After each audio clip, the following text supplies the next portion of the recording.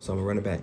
This is because the last thing that can help the non-right-minded or the sick is an increase in fear. And peep game, who are the sick? The non-right-minded. What are you when you're not right-minded? Operating from the 10%, operating from what you were called to tithe, what you were called to give to God so that you could receive a gift that you couldn't even hold. And that gift is access to the Garden of Eden. The Garden of Eden is what? Your mind. Where is it? Within you. How do I get in? Tithing the 10%, dying to the old way. All right. So sick is not right-minded. So someone, oh, I'm sick. Now, your mind ain't right. I don't have to ask you the condition of your body, the communication coming out of your mouth lets me know that you're not right-minded.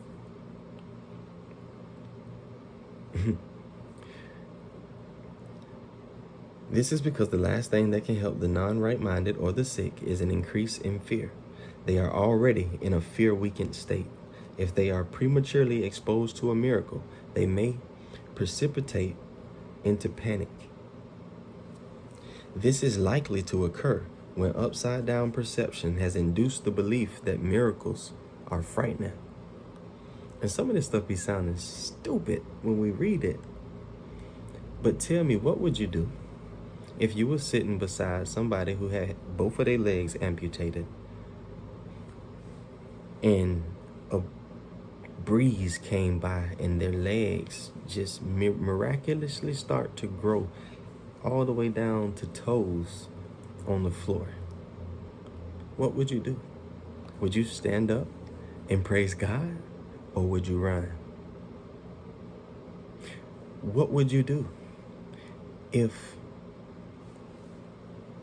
you just went home today and it was $1 million on your bed?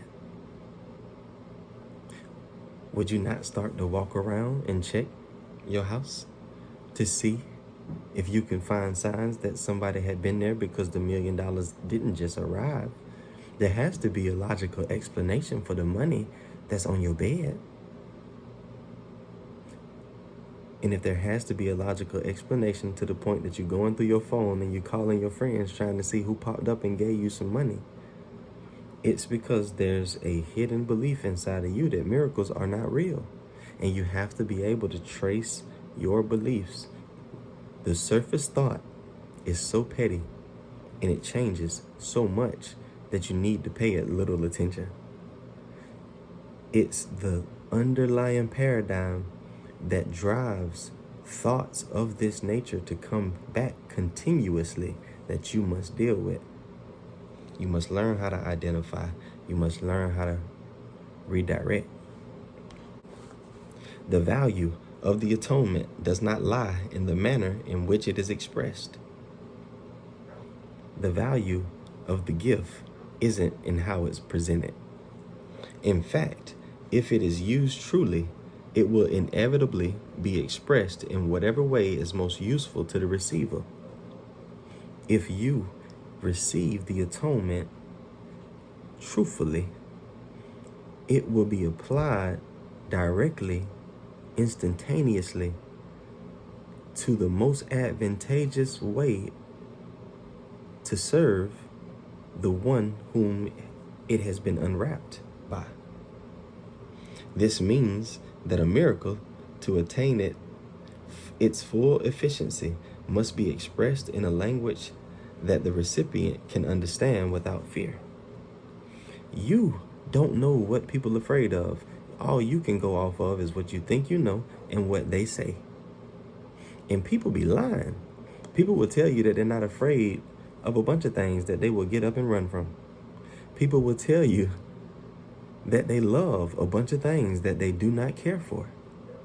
All you're doing when you assume to know is going inside of yourself into your past and going and comparing what it looks like when you care or when somebody else cared to what this person is doing.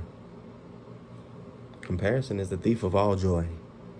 You're not going to be happy like that. This does not necessarily mean that this is the highest level of communication of which he is capable. It does mean, however, that it is the highest level of communication of which he is capable now. The whole aim of the miracle is to raise the level of communication, not to lower it by increasing fear. See, right now, you need a miracle in order to grab your attention, in order to recondition your current belief system, in order to get you under the right impression, that your current paradigms and your current belief system is what has been causing you the chaos that you've been running from. But you've been experiencing chaos and running into those paradigms in order to find a solution.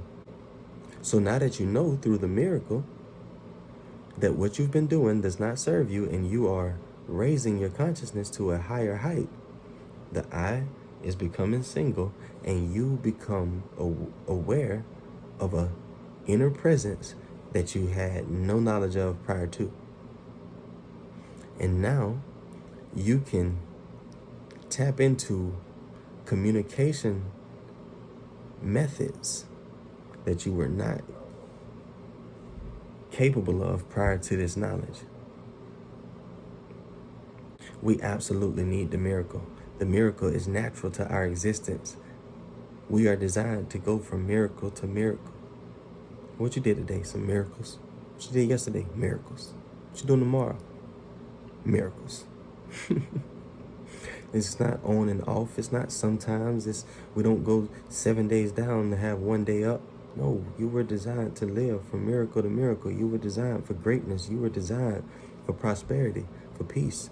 And the final miracle is said to be the atonement, the awareness within you that God and man have been reconciled by the great I am that is within all.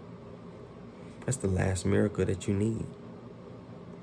After that, you can live in truth, free. I can.